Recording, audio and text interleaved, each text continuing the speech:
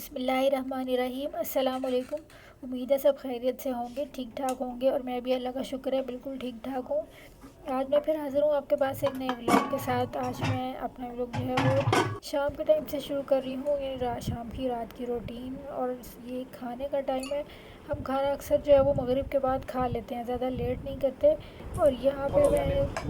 چاول گرم کیے تھے، بریانی بنائی تھی، اور میں جب بھی کھانا بناتی ہوں نا تو میں 2 ٹائم کا تو بناتی ہوں، تاکہ مجھے دوسرے ٹائم جو ہے دوبارہ سے نہ بنانا پڑے، کیونکہ گھر کے اور بہت سارے کام ہوتے ہیں، گھر کے باہر کے کام، بچوں کو پڑھانا، تو پھر بار بار جو ہے وہ کھانا پکانے میں اتنا ٹائم نہیں لگایا جا سکتا۔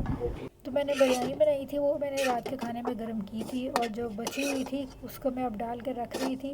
اور یہ بھی ایک بڑا کام ہوتا ہے، کیونکہ کھانا بنانا لگانا تو ہوتا ہی ہے، لیکن اس کے بعد جب بچوں کو کھانا ہوتا ہے نا، اس کو ڈال کے فریج میں رکھنا بھی ایک کام ہے۔ تو میں اکثر جو ہے وہ اپنے بچوں سے کہتی ہوں کہ کھانا بعد میں جو ہے ڈال کے فریج میں رکھیں، اور جب چھوٹے چھوٹے کاموں میں کھانا لگانے میں، کھانا ڈال کے رکھنے میں بچے ہیلپ کرتے ہیں نا، تو بڑا اچھا لگتا ہے۔ فروٹ ایک ایسی چیز ہے جو ہماری صحت کے لیے بہت اہم اور بہت ضروری ہے، اور اس کے لیے ہمیں کوئی تردد نہیں کرنا پڑتا، میرا مطلب ہے ہمیں کوئی پکانا وغیرہ نہیں پڑتا ہے، تو یہ بہت فائدہ مند ہوتے ہیں۔ تو جب بھی میرے ہسبینڈ شام کو آتے ہیں نا تو وہ کوئی نہ کوئی پھل لے آتے ہیں، تو میں اسے دھو کے پھر ٹیبل پر رکھ دیتی ہوں، کیونکہ اگر میں فریج میں رکھ دوں نا تو پھر بچے نکال کے نہیں کھاتے اس سے، لیکن اگر سامنے ٹیبل پر پڑے ہوتے ہیں نا تو پھر وہ کوئی نہ کوئی آتے جاتے اٹھا کے کھا لیتے ہیں۔ میری بیٹی بھی لے آتی ہے کہ سیب وغیرہ کاٹ دیں، تو پھر اس طرح کھائے جاتے ہیں۔ اور یہاں میں آپ سے کہوں گی کہ جو بھی میرے چینل پر نیا ہے نا تو وہ میرے چینل کو سبسکرائب کر دیں، اور ویڈیو کو لائک ضرور کر دیں اگر پسند آئے تو۔ اور اب میں یہاں پہ کریلے بنا رہی تھی، کیونکہ یہ رات کا ٹائم ہے، میں صبح کے لیے بنا رہی ہوں، کیونکہ صبح مجھے اٹھ کے جلدی پکانا تھا سالن، تو پھر صبح صبح اٹھ کے ساری سبزی وغیرہ کاٹنے کو دل نہیں چاہتا، اور اتنا ٹائم بھی نہیں ہوتا، تو میں نے رات کو بنا کے رکھ لیے۔ میری امی کہتی ہیں کہ کریلے اگر کڑوے نہ ہو تو پھر انہیں پکانے کا فائدہ کیا ہے، لیکن بعض لوگ جو ہیں، خاص طور پہ بچے جو ہیں، وہ کڑوے کریلے بالکل بھی نہیں کھاتے، تو اس کے لیے ایک ٹپ ہے کہ اگر آپ چاہتے ہیں کہ کریلے ذرا سے بھی کڑوے نہ ہو تو آپ انہیں ایک دن پہلے کاٹ کر فریزر میں رکھ دیں، اور جب اگلے دن آپ انہیں اچھے سے ان کا پانی نچوڑ کے پکائیں گی دھو کے، تو وہ ذرا سے بھی کڑوے نہیں ہوں گے، آپ کو پتہ ہی نہیں چلے گا کہ آپ کریلے کھا رہی ہیں۔ اس کے علاوہ اگر آپ فوراً پکانا ہو آپ نے، تو ان کو آپ دھیمی بالکل لو فلیم پہ آپ ان کو فرائی کریں، اور جب اس طرح 10-12 منٹ آپ ان کو فرائی کریں گی نا تو وہ بالکل بھی کڑوے نہیں پکیں گے، اور بہت اچھے بغیر کڑواہٹ کے پک جاتے ہیں۔ تو اس طرح میں بناتی ہوں، میرے بچے بھی وہ کھا لیتے ہیں۔ اور اب میں یہاں برتن دھونے لگی تھی، تو جب بھی میں برتن دھونے لگوں نا تو میں سب سے پہلے جو برتن میں نے دھو کے رکھے ہوتے ہیں نا ان کو نکال کے ان کی جگہ پہ رکھتی ہوں، تاکہ وہ پھر سے گیلے نہ ہو جائیں۔ اور اتنی زیادہ جگہ بھی نہیں ہوتی، کیونکہ چھوٹا سا کچن ہے، تو برتن پہلے میں ان کی جگہ پر رکھ دیتی ہوں، تاکہ پھر دوسرے برتن جو ان کو دھو کے میں باسکٹ میں رکھ دوں۔ میں نے نا لوگوں سے سنا ہے کہ برتن جب ہم رات کو دھو کے رکھتے ہیں نا تو برتن تسبیح کرتے ہیں،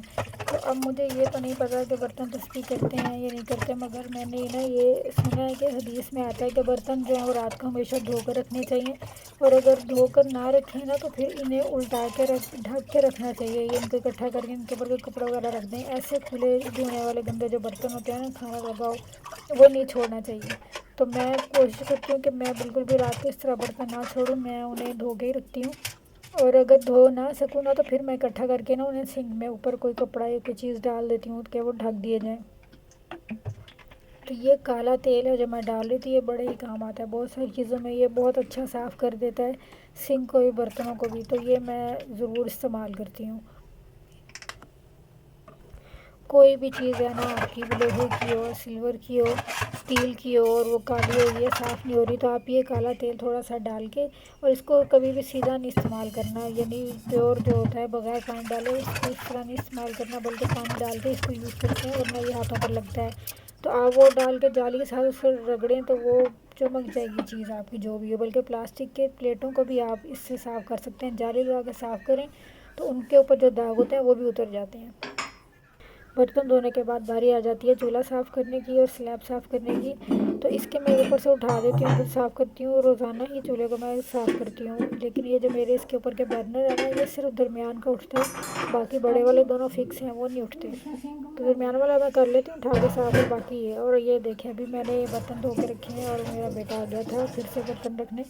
برتن تو بس یہ کبھی نہ ختم ہونے والا سلسلہ ہے، بس جتنے دھو لو نا پھر سے پڑے ہوتے ہیں۔ کئی بار ایسا ہوتا ہے کہ میں رات کو سارا کچن صاف کر کے برتن دھو کے سب کچھ صاف کر کے جاتی ہوں، لیکن جب میں صبح آتی ہوں نا فجر کے وقت، تو پھر سے چولہے پہ کچھ نہ کچھ گرا ہوا ہوتا ہے اور برتن دھونے والے پڑے ہوتے ہیں۔ تو وہ میرے ہسبینڈ ہے جو تہجد پڑھتے ہیں، تو وہ اس وقت اٹھتے ہیں نا، تو وہ کوئی نہ کوئی کھانے والی چیز گرم کرتے ہیں، چائے بناتے ہیں، کچھ کرتے ہیں، تو وہ پھر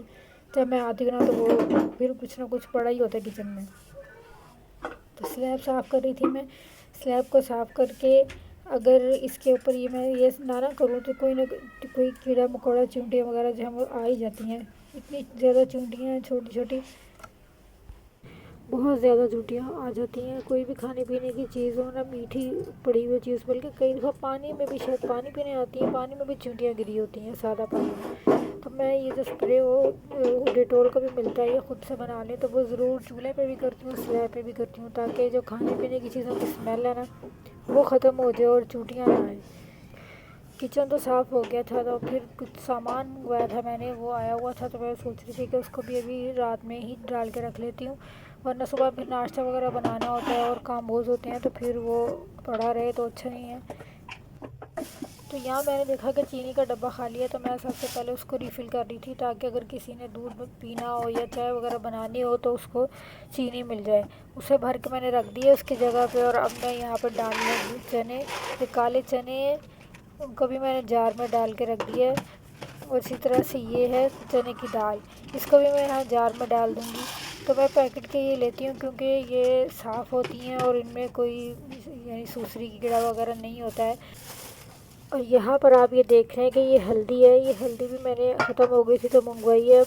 اور یہ میں نے لیا پنسار کی دکان سے۔ تو پنسار کی دکان سے آپ کو بالکل خالص ہلدی مل جاتی ہے، کیونکہ جو انہوں نے خشک کر کے رکھی ہوتی ہے، بالکل ایسے جیسے ادرک ہوتا ہے نا سونڈ، اسی طریقے سے خشک کی ہوئی رکھی ہوتی ہے۔ تو ان کو ہم کہیں کہ ہم نے ہلدی لینی ہے، خود پسوانی ہے، تو وہ ہمارے سامنے ہی ہمیں گرائنڈ کر کے جو دے دیتے ہیں،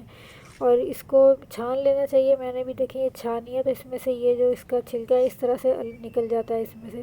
کیونکہ یہ صحیح گرائنڈ نہیں ہوتا ہے، تو یہ نکل جاتا ہے، اور باقی ہمارے پاس بڑی صاف ستھری سی خالص ہلدی جو ہے یہ اس طرح سے آ جاتی ہے۔ تو جتنی بھی لینی ہو ان سے کہیں کہ ہمیں اتنی ہلدی گرائنڈ کر دیں، تو ہمارے سامنے ہی نکال کر تولتے ہیں اور پھر ہمیں وہ گرائنڈ کر کے دے دیتے ہیں۔ ویسے تو ہمارے لیے یہاں کوئی بھی خالص چیز جو ہے وہ ڈھونڈنی مشکل ہو جاتی ہے، مگر جو چیزیں مسالے وغیرہ کھانے پینے کی ہم خالص لے سکتے ہیں، اس کے لیے ہمیں کوشش کرنی چاہیے کہ تھوڑی سی محنت کریں اور وہ خالص لے لیں، گھر میں گرائنڈ کریں یا بازار سے جو بھی ہم لے سکتے ہیں۔ جیسے یہ ہلدی ہے، یہ پنسار کی دکان سے مل جاتی ہے، تو